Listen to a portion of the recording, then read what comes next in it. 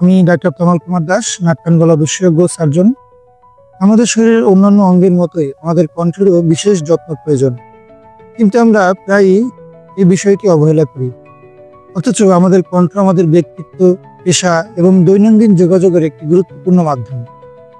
আজকের ভিডিওতে আমরা জানবো যে কিভাবে 7টি সহজ উপায়ে আপনি আপনার কণ্ঠের যত্ন নিতে পারেন।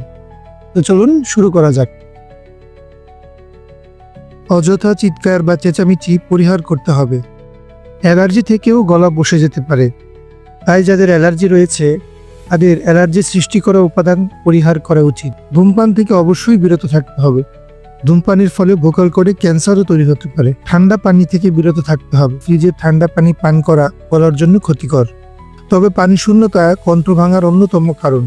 দিনে কমপক্ষে 2 লিটার পানি পান করতে হবে। রাতে খাবার খেয়ে শুয়ে পড়া কণ্ঠনালীর জন্য ভালো নয়। রাতে খাবারের অন্তত 2 ঘন্টা পরে শুতে যাবেন এবং ঝাল মশলাযুক্ত খাবার পরিহার করবেন। কণ্ঠনালীর বিশ্রামও প্রয়োজন। অতিরিক্ত কথা বলা কণ্ঠের জন্য ক্ষতিকর। কণ্ঠের রেওয়াজ বা ব্যায়াম করতে হবে। ভিডিওটি যদি ভালো লাগে তাহলে শেয়ার করতে ভুলবেন না। আর হ্যাঁ, কমেন্টে জানান আপনার কণ্ঠ নিয়ে কোনো সমস্যা আছে কিনা। দেখা হবে আগামী ভিডিওতে। ভালো থাকুন।